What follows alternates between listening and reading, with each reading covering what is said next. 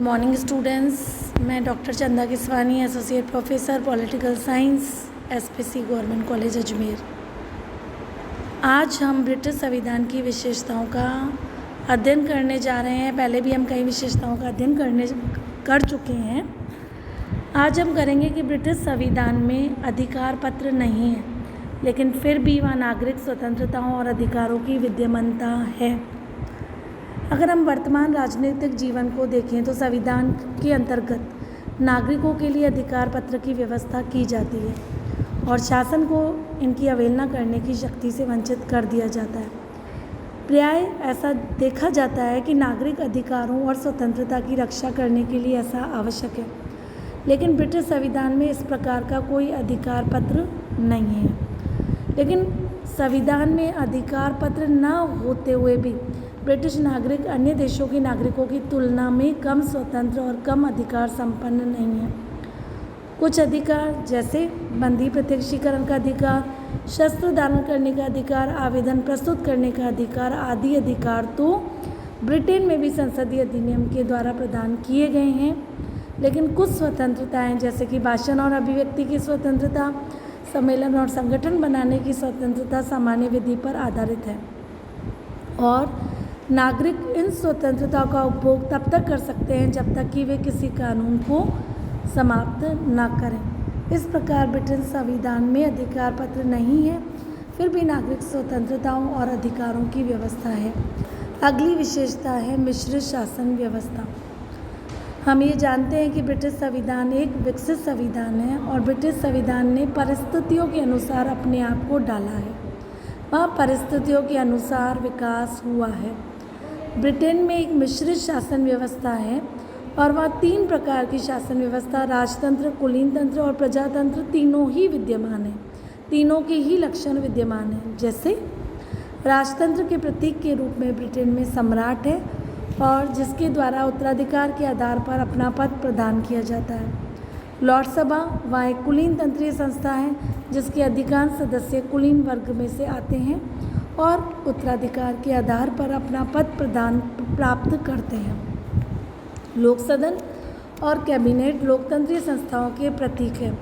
राजपत्र पद और लॉर्ड सभा के होते हुए भी वास्तविकता की दृष्टि से ब्रिटेन में लोकतंत्रीय शासन है, क्योंकि राजपद और लॉर्ड सभा की शक्तियों को बहुत अधिक सीमित कर दिया है।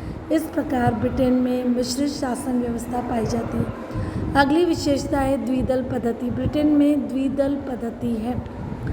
प्रथम महायुद्ध की समाप्ति तक ब्रिटिश राजनीति में 2 दल थे, अनुदार दल और उदार दल। महायुद्ध के बाद उदार दल का पतन हुआ और मजदूर दल का उदय हुआ। अब ब्रिटेन के 2 प्रमुख दल हैं, अनुदार दल और मजदूर दल। द्विदल पद्धति के कारण ब्रिटेन में एक ही राजनीतिक दल की सरकार का निर्माण होता है और वह राजनीतिक स्थायित्व प्रदान करती है। ब्रिटेन संसदीय शासन व्यवस्था की अगर हम सफलता देखें तो इस सफलता का कारण द्विदल पद्धति है। अगली विशेषता है सीमित रूप से शक्ति विभाजन का सिद्धांत। ब्रिटेन में सीमित रूप से शक्ति विभाजन पाया जाता है। शक्ति पृथक्करण सिद्धांत के प्रतिपादक मॉन्टेस्क्यू है, जिसके अनुसार मॉन्टेस्क्यू ने, अगर हम ये देखें कि शक्ति पृथक्करण सिद्धांत दिया था कि व्यवस्थापिका, कार्यपालिका और न्यायपालिका तीनों अलग अलग होने चाहिए, लेकिन वस्तु स्थिति ये है कि ब्रिटेन में शक्ति विभाजन के सिद्धांत को पूर्ण रूप से नहीं अपनाया है। ब्रिटेन में संसदात्मक शासन व्यवस्था है और संसदीय शासन में व्यवस्थापिका और कार्यपालिका अनिवार्य रूप से परस्पर संबंधित है। ब्रिटेन में ऐसा ही है और शक्ति पृथक्करण सिद्धांत को उत्तरदायित्व के केंद्रीकरण के सिद्धांत के साथ मिश्रित कर दिया गया है। ब्रिटिश मंत्रिमंडल में कार्यपालिका और विधायी शक्तियों का मेल हो गया है और वहाँ न्यायपालिका स्वतंत्र है। रेमजे म्यूर के अनुसार यदि शक्तियों का विभाजन अमेरिकी संविधान का आवश्यक सिद्धांत है तो उत्तरदायित्व का केंद्रीकरण अंग्रेजी संविधान का सिद्धांत है। जॉन प्रॉफिट लिखते हैं, मंत्रीगण व्यवस्थापिका और कार्यपालिका दोनों के सदस्य होते हैं। विधि लॉर्ड्स व्यवस्थापिका और न्यायपालिका दोनों के सदस्य हैं और लॉर्ड्स चांसलर व्यवस्थापिका, कार्यपालिका और न्यायपालिका तीनों का सदस्य है। बेजोट के अनुसार ब्रिटिश संविधान की सफलता का रहस्य विधायी और कार्यपालिका शक्तियों के सहयोग में निहित है। अगली और अंतिम विशेषता है न्यायपालिका का व्यवस्थापिका और कार्यपालिका से पृथक्करण और न्यायपालिका की स्वतंत्रता की संवैधानिक व्यवस्था। संवैधानिक सुधार कानून 2005 के पूर्व ब्रिटेन में न्यायपालिका व्यवस्थापिका और कार्यपालिका से पृथक नहीं थी। ब्रिटिश संसद के द्वितीय सदन लॉर्ड सभा का अध्यक्ष लॉर्ड चांसलर और न्यायिक लॉर्ड ब्रिटेन के सर्वोच्च अपीलीय न्यायालय के रूप में कार्य करते थे। इस प्रकार लॉर्ड चांसलर व्यवस्थापिका, कार्यपालिका और न्यायपालिका तीनों का सदस्य होता था।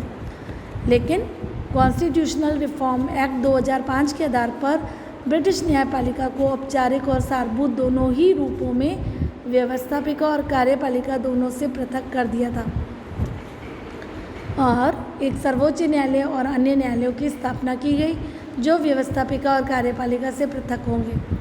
व्यवहार के अंतर्गत तो ब्रिटिश न्यायपालिका 2005 से पूर्व भी स्वतंत्र थी, लेकिन अब संवैधानिक सुधार कानून 2005 के द्वारा न्यायपालिका की स्वतंत्रता के लिए संवैधानिक व्यवस्था कर दी गई। लॉर्ड चांसलर अब कोई न्यायाधीश नहीं है। न्यायिक क्षेत्र में लॉर्ड चांसलर की भूमिका समाप्त कर दी गई है और सुधार कानून में कहा गया है लॉर्ड चांसलर या अन्य कोई मंत्री किसी विशेष न्यायिक निर्णय या न्यायपालिका के कार्यों को प्रभावित करने की चेष्टा नहीं करेंगे। विधि के शासन के प्रति सम्मान और न्यायपालिका की स्वतंत्रता की रक्षा लॉर्ड चांसलर का सबसे प्रमुख कर्तव्य बताया गया है और उसे इस बात की शपथ लेनी होती है। इस प्रकार आज हमारा टॉपिक ब्रिटिश संविधान की विशेषताएं समाप्त होता है। अगली क्लास में हम चर्चा करेंगे ब्रिटिश संविधान में किंग और क्राउन पर। धन्यवाद।